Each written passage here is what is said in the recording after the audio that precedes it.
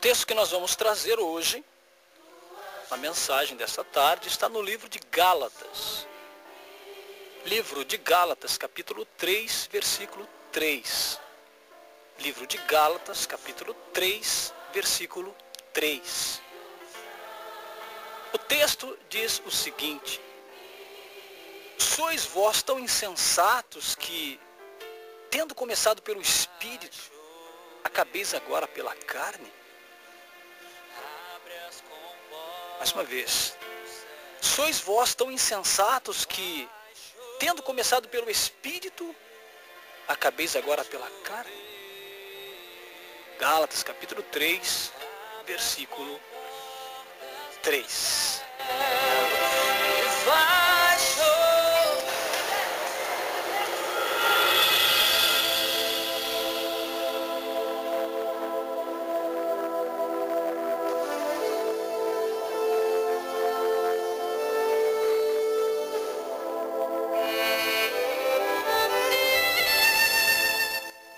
Queridos irmãos, mais uma vez, estamos aqui para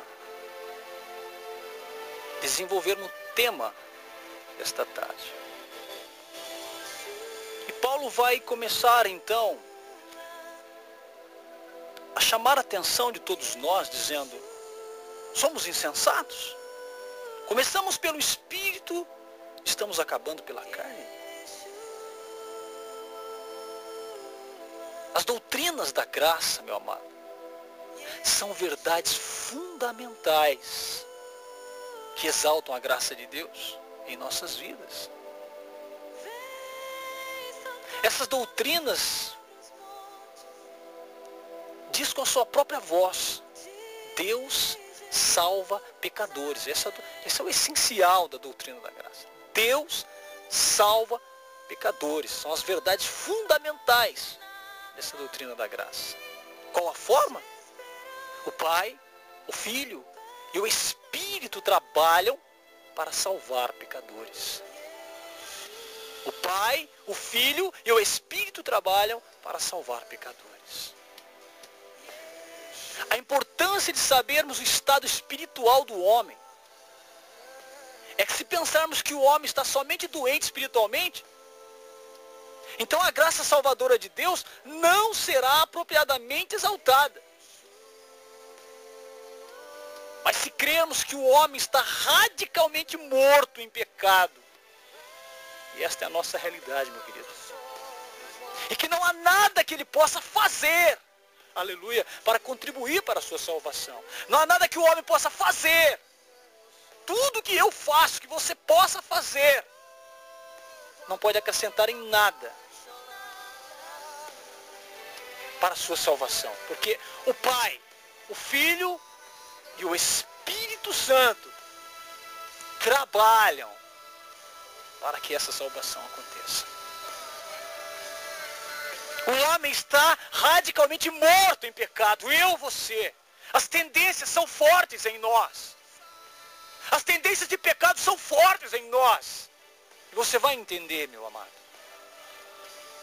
E como eu disse, não há nada que nós possamos fazer. Porque é o Espírito, é o Pai, o Filho e o Espírito que trabalha para salvar pecadores. Então, nós vamos com isso contemplar a grandeza da salvação de Deus. O testemunho da Escritura é que todo ser humano que nasce nesse mundo, nasce perdido em pecado. Com uma natureza pecaminosa, uma inclinação maligna para o pecado. É por isso que Deus tem que ser aquele que busca, que salva o pecador. Aleluia. Não há ninguém que busque a Deus. É a declaração de Paulo. Nenhum pecador busca a Deus. É um engano pensar assim.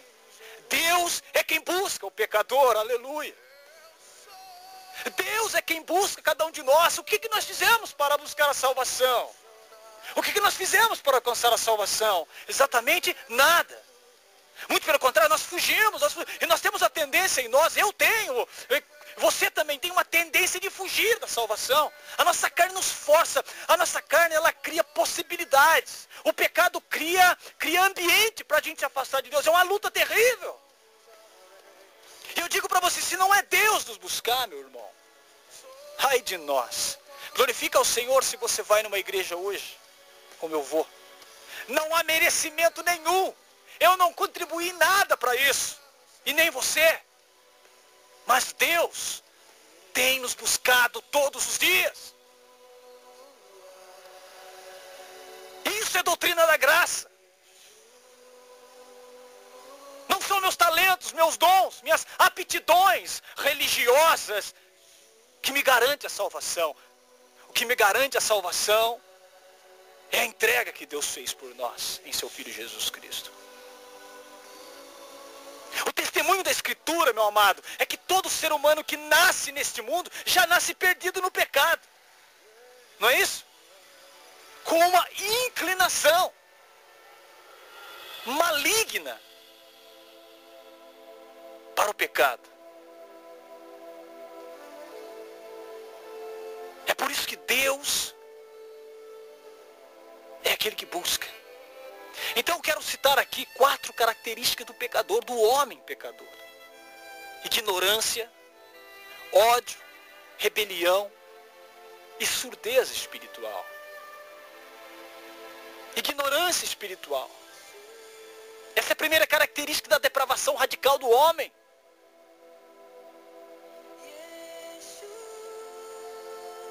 O homem se encontra em um estado de ignorância espiritual. O texto em João 1, 5, 10 diz: a luz resplandece nas trevas e as trevas não prevaleceram contra...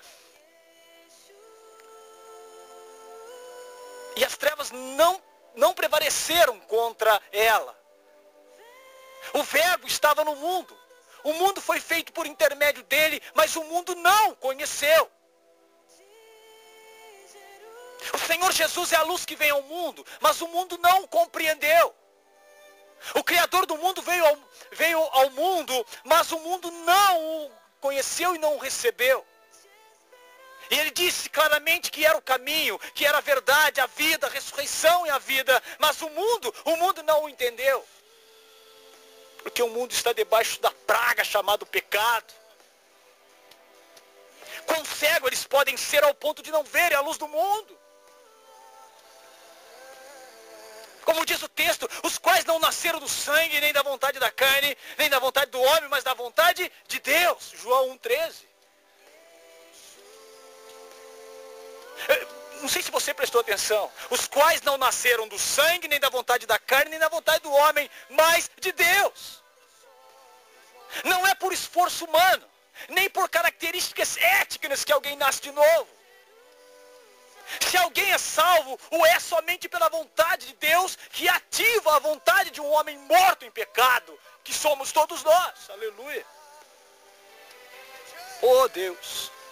João 3,3 vai dizer: a isto respondeu Jesus: em verdade te digo que se alguém não nascer de novo, não pode ver o reino.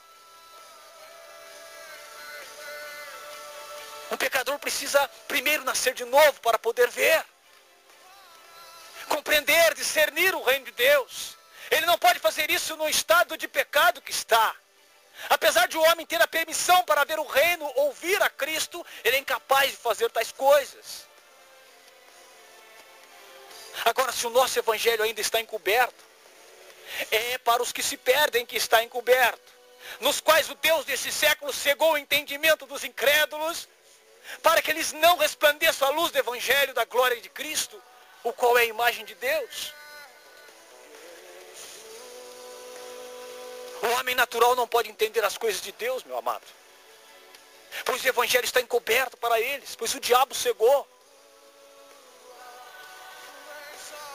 É isso que nós chamamos de ignorância espiritual.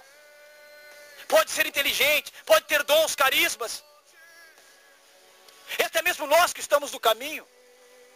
Ai de nós, se não permanecermos no caminho.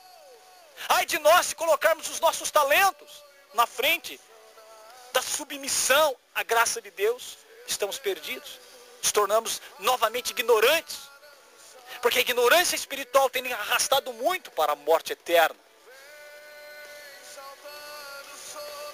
A ignorância, o não saber, o ignorar, o pensar estar certo, mas estar errado. tem outro ponto. Tem o ódio espiritual. Contudo, o homem não é somente ignorante.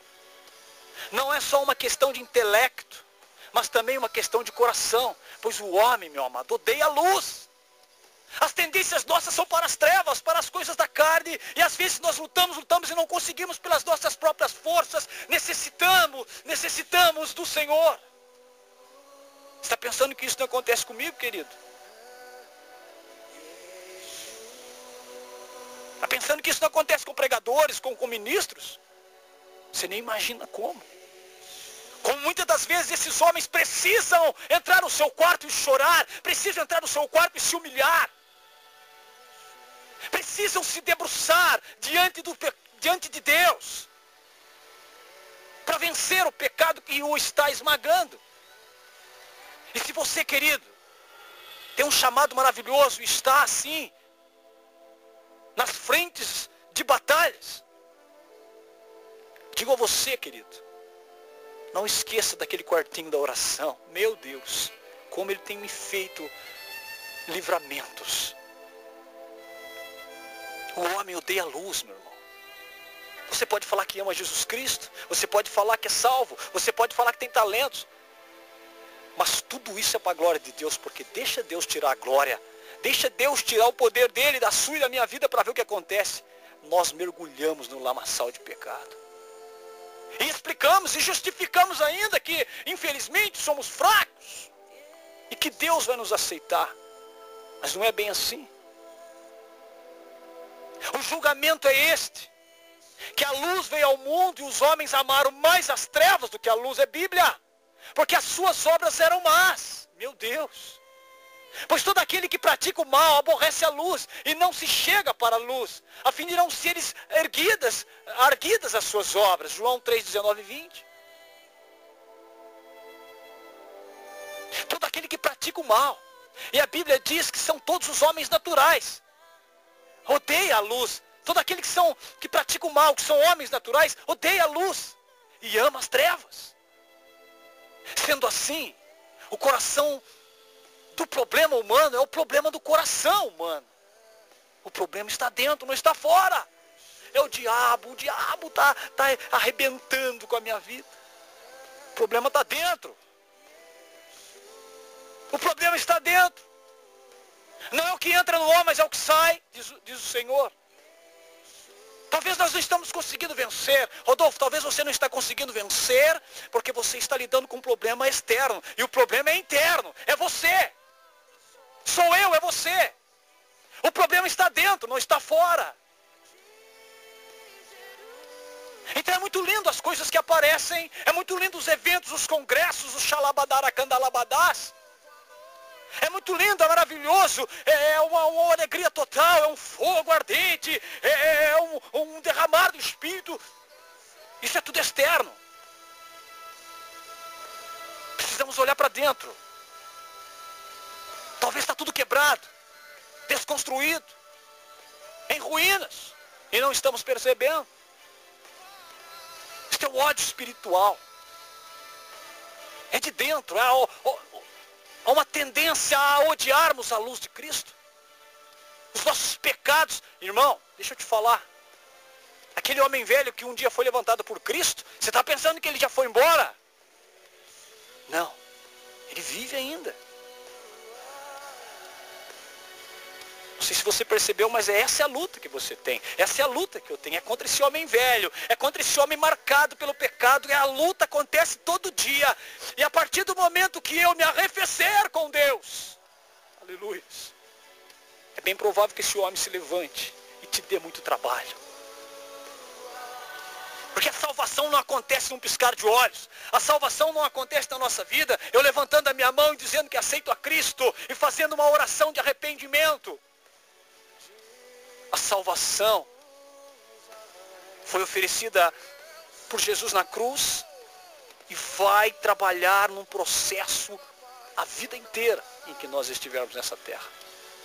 ela vai ser processada em nós. Ela já está ali, ela já é uma realidade, ela verdadeiramente já foi consumada na cruz. Mas a nossa vida ainda está num processo, e é neste processo que a salvação precisa ser processada todo dia.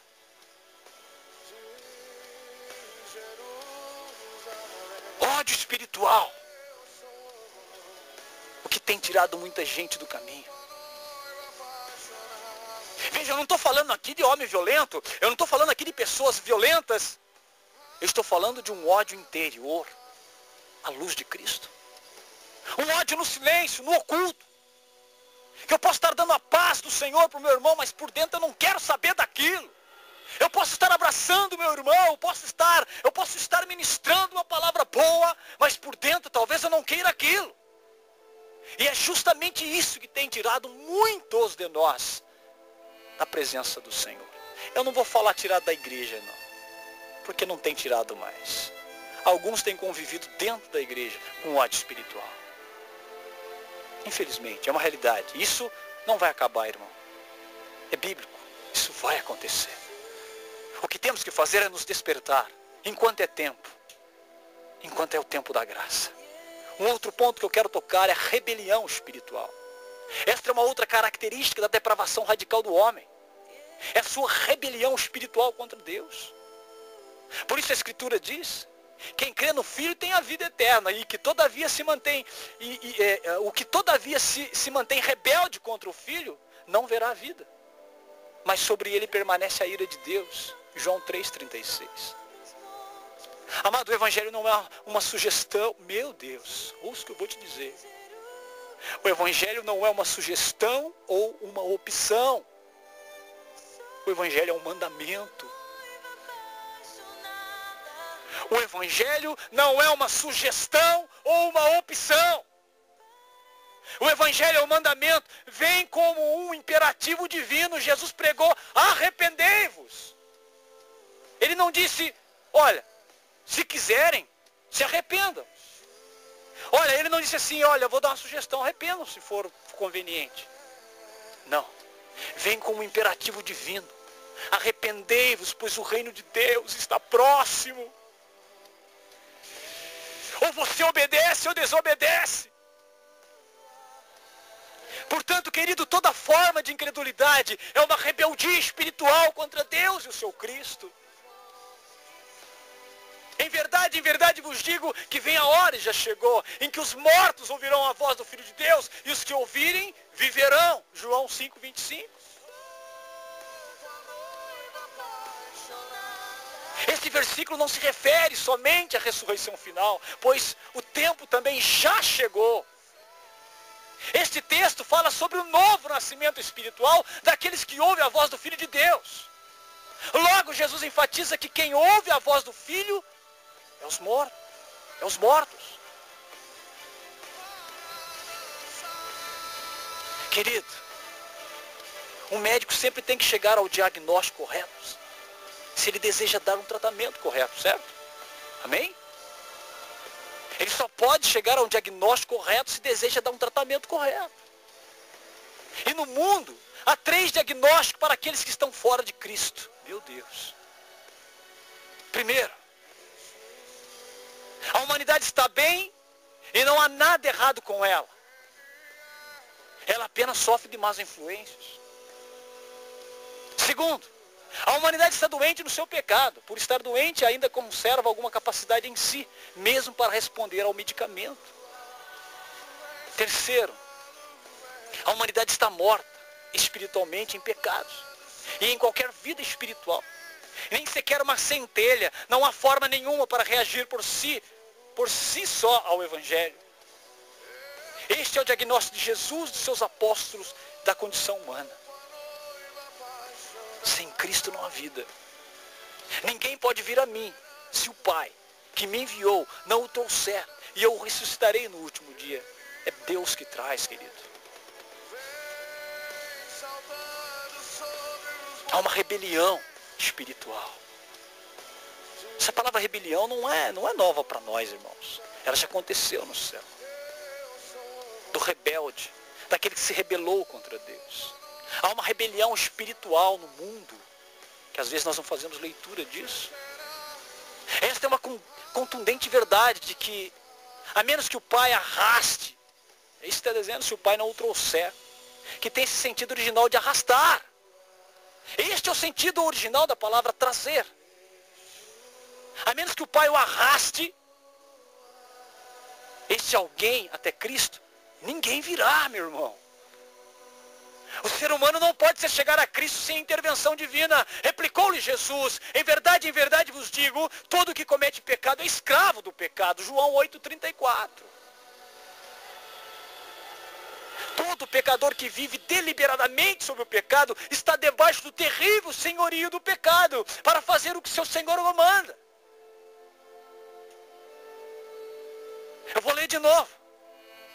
Todo pecador que vive deliberadamente sobre o pecado está debaixo do terrível senhorio do pecado, para fazer o que seu Senhor comanda, o pai do pecado, que é o próprio Satanás. João 8,44 vai dizer: vós sois o diabo, vós sois do diabo, que é o vosso pai, e que quereis satisfazer-lhes os seus desejos. Meu Deus! Ele foi homicida desde o princípio e jamais se firmou na verdade, porque nele não há verdade. Quando ele profere mentira, fala do que lhe é próprio, porque é mentiroso e pai da mentira. É Bíblia. Jesus olhou nos olhos das pessoas religiosas daquela época e disse: seu pai é o diabo. Amado,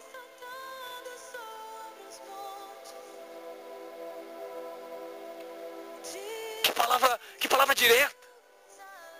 Amado, há somente duas famílias sobre a terra: os filhos de Deus e os filhos do diabo. A menos que Deus faça alguém nascer de novo e assim fazer parte da família divina, todo ser humano é filho do diabo, praticando as obras do seu pai e andando segundo o príncipe da potestade do ar.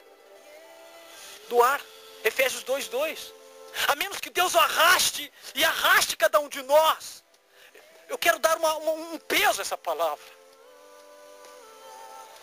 Arrastar não é simplesmente abraçar e trazer. Arrastar não é simplesmente chamar. Arrastar é arrastar. Trazer com força. Puxar. Eu queria que você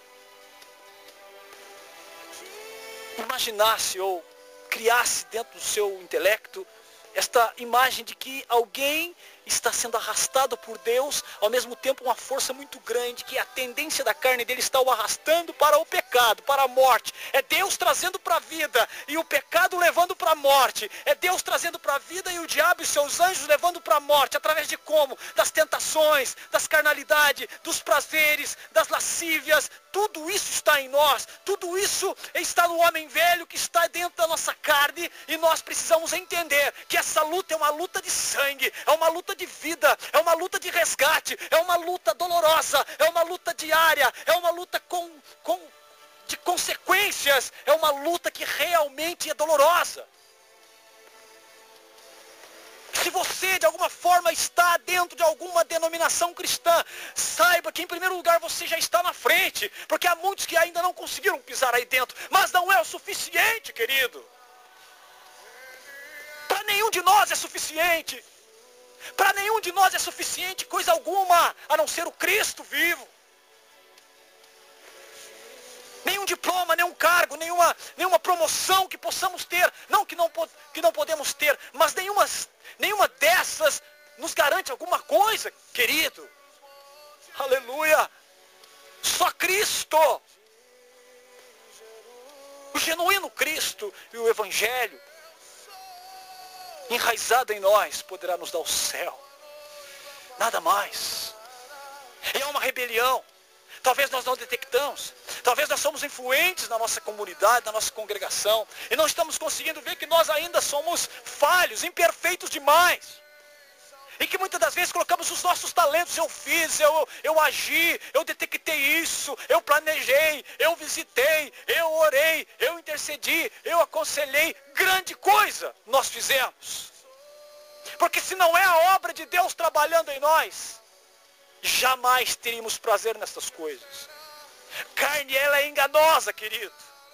Você não sabe como a carne é enganosa, mentirosa, sedutora. De efeitos instantâneos em nós. No nosso psíquico, no nosso próprio ser, nas emoções, nas sensações. Ela nos engana e nos arrasta. E ter uma carinha de piedade não significa nada. E ter um jeitinho de fervoroso, desculpa, não nos garante nada. O que nos garante é o genuíno Evangelho de Cristo. Esta rebelião existe, é uma luta. Nós não sabemos tudo, não. Nós não somos dono da verdade. Não temos como tempo de caminhada, como uma condição para a nossa salvação. Esquece tudo isso. É rebelião. É rebelião contra Deus. Satanás está por trás de tudo isso. Essa bagunça do mundo.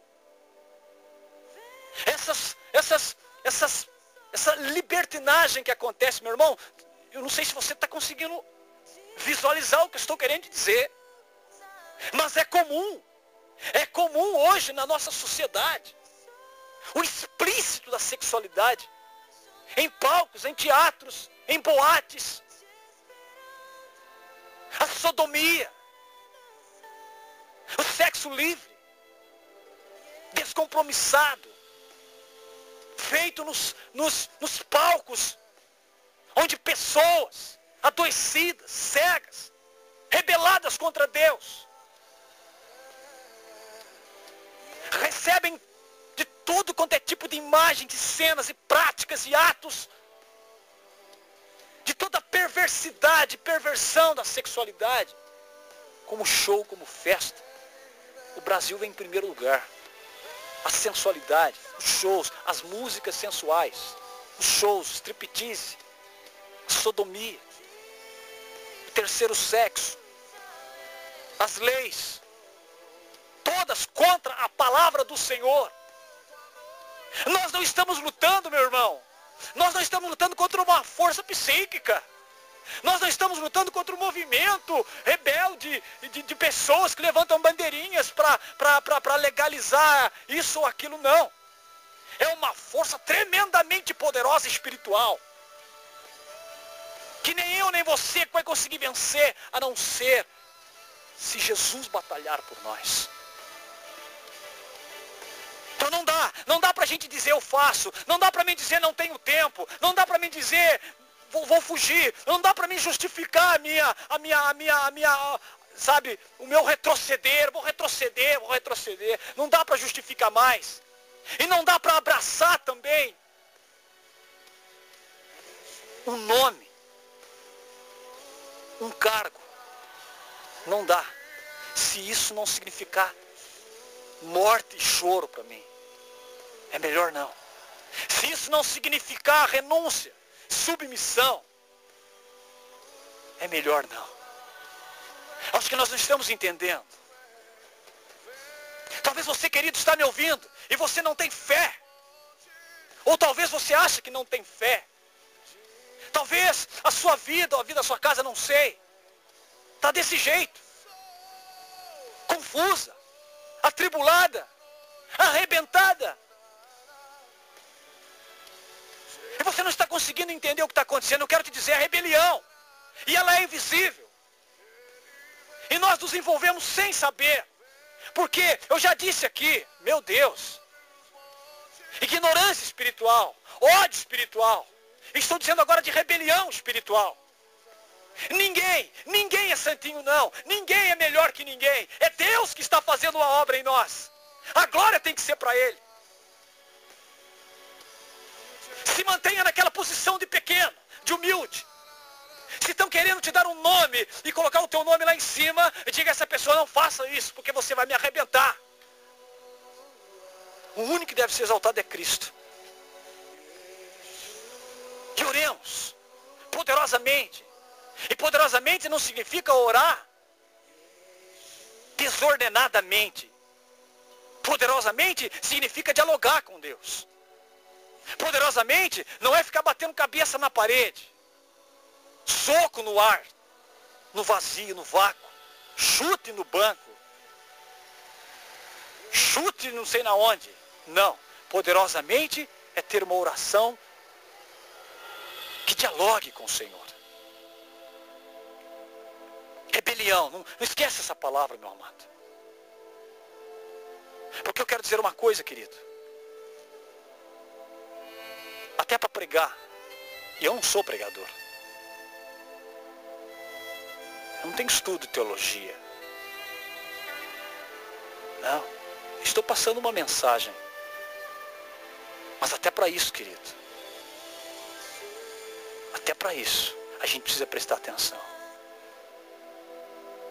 Porque a mensagem, ela precisa pelo menos. A mensagem precisa pelo menos fazer a gente ficar pensando. Remoendo. Se é uma mensagem que fala, tá bom, tá uma benção. Vai lá. Glória a Deus. Talvez nos dê sono. É rebelião, é guerra. Eu quero fazer um exemplo bem estranho aqui, mas há alguns anos atrás, talvez há uns 10 anos atrás, houve nos presídios brasileiros, não sei se é alguns 10 anos atrás, mas há uns anos atrás, você pode pesquisar na internet, imagens. No Brasil aconteceu várias rebeliões ao mesmo tempo, em vários presídios. E aqueles detentos estavam furiosos. Uma força sobrenatural. Em alguns presídios eles cortaram a cabeça ali dos agentes penitenciários e jogaram fora dos muros do presídio. Queimaram o colchão, mataram pessoas. Tropa de choque entrou, foi uma matança danada. Isso repercute até nos dias de hoje. Porque havia ali uma rebelião. Quebraram as regras. Quebraram as normas. Desrespeitaram superiores. Jogaram tudo para cima, literalmente botaram fogo. E tomaram conta do pavilhão. Sabe como é que se dá a notícia na televisão? Rebelião. Agora você imagina uma rebelião espiritual. Envolve o ser humano, mas envolve a esfera espiritual, meu amado. Efésios está dizendo para nós que a nossa luta não é contra a carne, mas sim contra os anjos, as potestades que habitam os ares. Então você imagina o tamanho da força, do poder que estão para tirar eu e você da presença do Senhor. Você já imaginou o tamanho da luta, da guerra, do combate espiritual que se dá nas zonas espirituais? Que nós nem fazemos ideia, pouco sabemos do nosso mundo literal, secular. Quanto mais das coisas espirituais. Por isso o revestimento de Cristo é essencial no tempo de hoje. Corremos o risco de perder a salvação mesmo louvando a Deus. Por falta de visão, por falta de saber, por termos a ignorância, a surdez, a rebelião. Surdez da qual eu vou falar agora. Que é uma outra característica.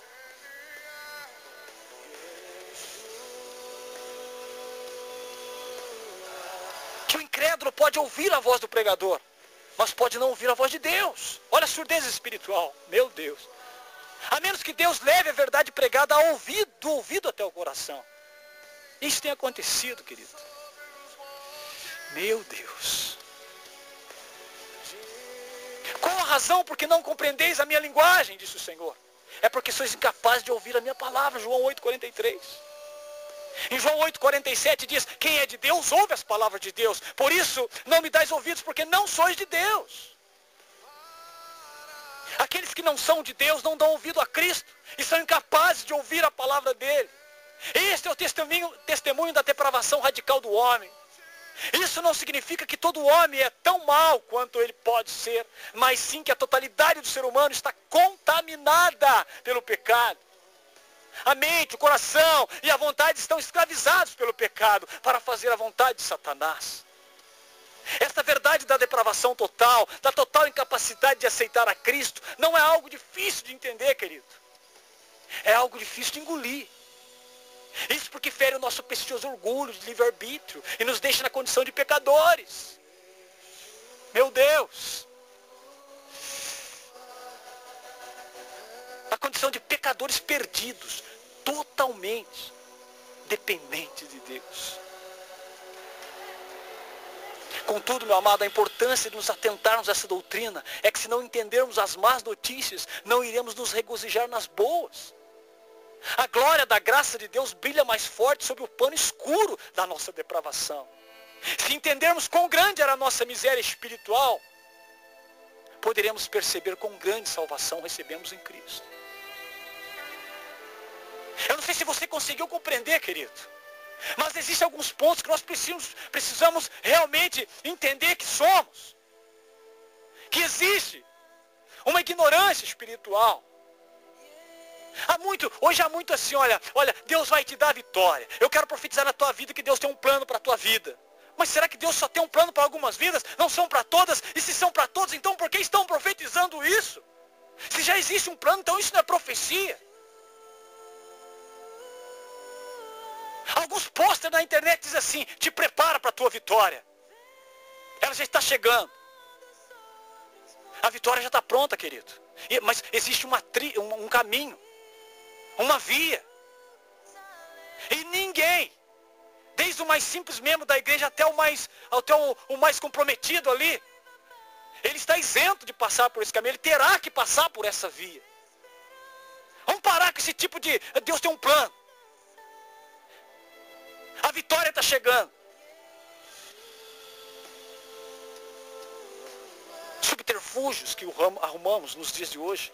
Para dizer que o culto foi uma benção. Para dizer que houve profecia. Para dizer que houve milagre. Mas não está havendo o milagre da mudança. Não está havendo o milagre da transformação. Não está havendo o milagre da ressurreição. Já que agora, do novo nascimento, não está havendo. Algo está errado. Algo está inconforme. Não tem conformidade com a palavra, querido. É a triste realidade, querido. Da mesma forma que o evangelho é radical, o pecado também é radical quando ele está agindo no homem. Não tem tempo fácil não, querido. Abramos os olhos espirituais e vamos ver a situação, não está fácil. Para ninguém, para nenhuma religiosidade, para nenhuma denominação, e eu digo para você que não frequenta nada, que você que não atua na tua fé. Começa, se desperte, se liga. Não é show, não é evento, não é gritaria, não é pula-pula, não é representação, não é teatro, não é nada disso, tudo isso é carnal. É carnal, é vaidade, é sensualidade. Nosso cristianismo é sensual em uma parcela muito grande dela, não ajuda em nada. Nosso cristianismo é muito vaidoso, grande parte dela é vaidosa e não ajuda em nada. Cristianismo nosso, boa parte dele é preguiçosa, não ajuda em nada. Só atrapalha, porque estão surdos. Estão ignorantes as coisas do Senhor. No fundo, tem ódio da santidade de Deus. Por isso não praticam. Há uma rebelião. Há uma surdez. Talvez estamos ouvindo esta mensagem, mas ela não está caindo no nosso coração.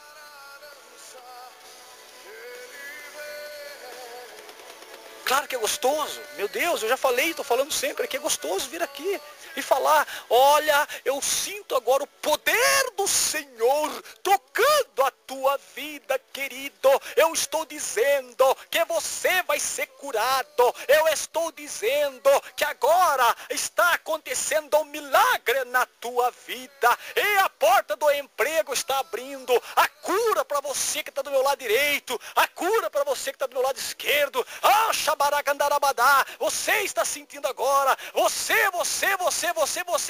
E o Cristo está na onde? Então eu vou dizer para você. Ele não está no meio dessas coisas. Deus não é hipócrita como nós. Não pode habitar no mesmo tempo a hipocrisia e o próprio Deus. A luta é grande, mas é só um que habita, querido. Como já disse outras vezes aqui, a força do nosso adversário não se equivale, nem chega nem à sombra do poder do Altíssimo. Mas quando se trata de ser humano, esta força é muito grande. Quando se trata do ser humano, essa força espiritual maligna, ela é muito poderosa. E se Deus não nos arrastar, e nós não nos despertarmos, e sermos curados, olha o milagre aí, curados da surdez espiritual, curados da rebeldia, da ignorância, da cegueira, do ódio espiritual. Se nós não formos curados, não adianta orar em mistério, não adianta fazer show, não adianta ser bonito, não adianta ser cheiroso, não adianta berrar pelos cantos, não adianta liberar profecias. Se dentro de nós, meu Deus, não acontecer mudança. Para encerrar, eu quero dizer uma coisa. Os grandes artistas, das grandes mídias, dos teatros, ganham bem, vivem disso. Você sabe por quê? Porque eles vão fazer uma peça, um filme. Eles vão atrás, eles vão interpretar algum personagem de alguma época. Você pensa que é de um dia para o outro, querido? Eles recebem um texto. Eles vão pesquisar como era a época, as roupas, o costume, o jeito de falar, o penteado. Se for preciso, vão cortar cabelo, vão emagrecer, vão engordar. Porque na hora de representar, eles precisam realmente levar o povo a acreditar que aquilo é verdade. E tem a sonoplastia, tem a parte de sonoplastia, a parte de áudio, de luzes, a coreografia. Há uma equipe bem maior do que aquele ator trabalhando atrás dela. Além de todo o trabalho do ator ou da atriz, há toda uma equipe que são 3, 4 vezes mais do que um ator. Para quê? Para que aquela cena convença você que está assistindo. Isso é representar. Então não pense que no mundo espiritual, todo mundo que está aí, arrebentando no Senhor, como diz aí, está no top das coisas de Deus. A maioria não está entendendo, porque não consegue levar ninguém à conversão. São congressos, são eventos lotados de gente, mas ninguém se converte mais. São eventos, são avivamentos, são retiros carismáticos lotados de pessoas. Não há verdadeira conversão genuína. É artificial, é emocional e passa em 2, 3 meses. Talvez você conheça alguém que já foi avivado e que está hoje tomando uma cervejinha no boteco. E não estamos aqui para julgar, eu quero que você entenda. Talvez os avivamentos, retiros e congressos não apresentaram Cristo a essa pessoa, o verdadeiro. Apresentaram o falso, porque existe um falso evangelho que apresenta um falso Cristo, como diz a palavra em Gálatas. E aí? Eu vou à igreja hoje? Você vai? Não vai? A justificativa, eu vou morrer assim mesmo, eu sou pecador, não creio em Deus, não interessa, eu não estou falando nada disso para você hoje. O que eu estou dizendo para você, meu amado, é que existe oportunidade de salvação para todos nós. Os que estão fora de alguma congregação, os que estão dentro, que estão indecisos. Existe uma porta aberta e ela é real. Eu não sei até quando vai permanecer aberta, mas existe uma porta aberta e ela é real. E ninguém, nem nada, poderá te impedir de hoje você mudar a sua vida. Mas também ninguém poderá impedir de você também negar. Porque a decisão é sua, querido. Pensa nisso. Pensa. Quem sabe hoje o Espírito Santo volta a falar com a gente. Porque o que nós estamos vendo aí, desse neopentecostalismo moderno, não tem nada de Espírito Santo. Espírito Santo não é esse show, esses shows que a gente tem visto aí. É outra coisa. Quem sabe hoje, querido, é o meu dia, é é o seu dia. Pensa nisso e que Deus abençoe. Em nome de Jesus. Amém.